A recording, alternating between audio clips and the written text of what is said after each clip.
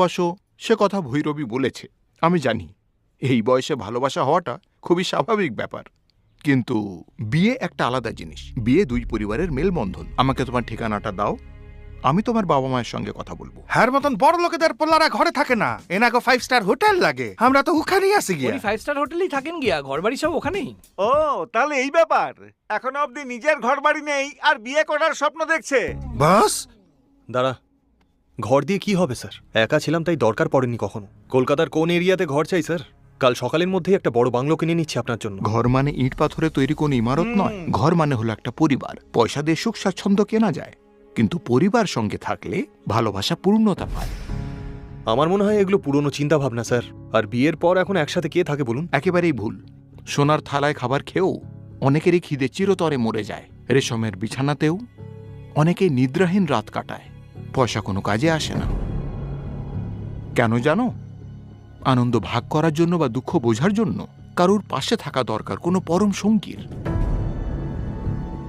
আপনজন ছাড়া যত পয়সাই থাক না কেন তুমি গরিবই রয়ে যাবে। বাড়িতে অনেক চাকর বাকর থাকলেও তুমি অনাথই রয়ে যাবে।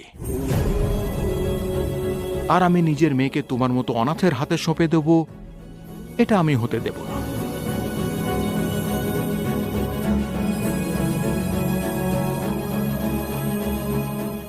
আমি অনাথ নই স্যার, আমারও পরিবার আছে। সত্যি? তাহলে পরিবার থাকলে অনাথের মতো কেন থাকো? ছোটবেলায় ঝগড়া করে বাড়ি ছেড়ে দিয়েছিলাম। ঝগড়াঝাটি কোন ঘরে হয় না বলো তো? আমাদের মধ্যে প্রচুর ঝগড়া হয়, কিন্তু পরক্ষণেই সব ভুলে এক হয়ে যায়। এই যে এক বা একত্র কথাটা না, এটাই হলো পরিবার। শোনো বাবা, পরিবারের মধ্যে মতভেদ থাকতেই পারে, কিন্তু সেটা মনে যেন না আসে। আমার মেয়েকে তোমাকে সঁপে দেওয়ার আগে দুই পরিবারকে একত্র হতেই হবে। অপেক্ষায় রইলাম। 14 বছরের বনবাসের পর দাদা বৌদির সাথে দেখা করব। আমায় দেখে জিজ্ঞেস করবে যে আমি এত বছর কোথায় ছিলাম। জানি না আমি কি বলবো, কিভাবেই বা বলবো। দাদাকে কিভাবে বলবো আমি যে কোন পথ আমি বেছে নিয়েছি। দাদা অন্যায় আর হিংসা সহ্য করতে পারে না।